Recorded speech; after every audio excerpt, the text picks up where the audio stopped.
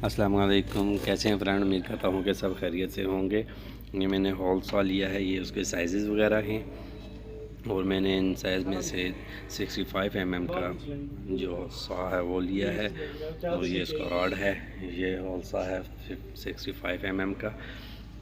इससे हम आज सुराख करके देखेंगे कि इससे सुराख कैसा होता है, क्योंकि ड्रिल से हम जब सुराख करते हैं तो हमें 2 से 3 सुराख करने पड़ते हैं, तो बाद में छीनी लगा के तो छीनी से तोड़ना पड़ता है। तो ये इसके साथ आपका गुलाई में सुराख हो जाएगा और बेहतरीन सुराख होगा।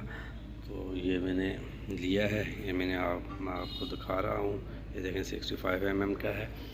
तो ये आपने देखना होगा कि आप उसमें बीम ना हो, बीम में सुराख नहीं होता है, इससे सही दीवार में सही अच्छा सुराख हो जाएगा। ये मैं इसे फ़िटिंग कर रहा हूँ। ये इसका बर्मा होता है, ये बर्मा पहले आप इसमें फ़िट करेंगे।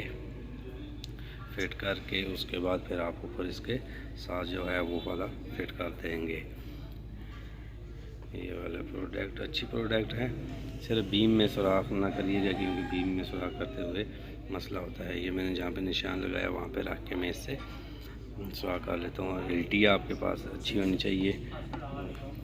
हमने सुराख करना स्टार्ट किया है, तो ये अच्छा सुराख होता है। और ये आप देख लें कि मैंने 65 mm का लिया, अगर आप 40 mm का लेंगे 40 mm का, तो उससे भी अच्छा सुराख होगा। ये से थोड़ा सा बड़ा हो जाता है सुराख 65 mm से, तो आप 40 mm का, इससे नीचे 40 mm का आता है वो वाला लें, उससे बेहतरीन सुराख होगा। और साइज़ जो पाइप और ड्रेन पाइप और जो तार वगैरह हमारी निकलती है उसके लिए बेहतरीन साइज़ है 40 mm का।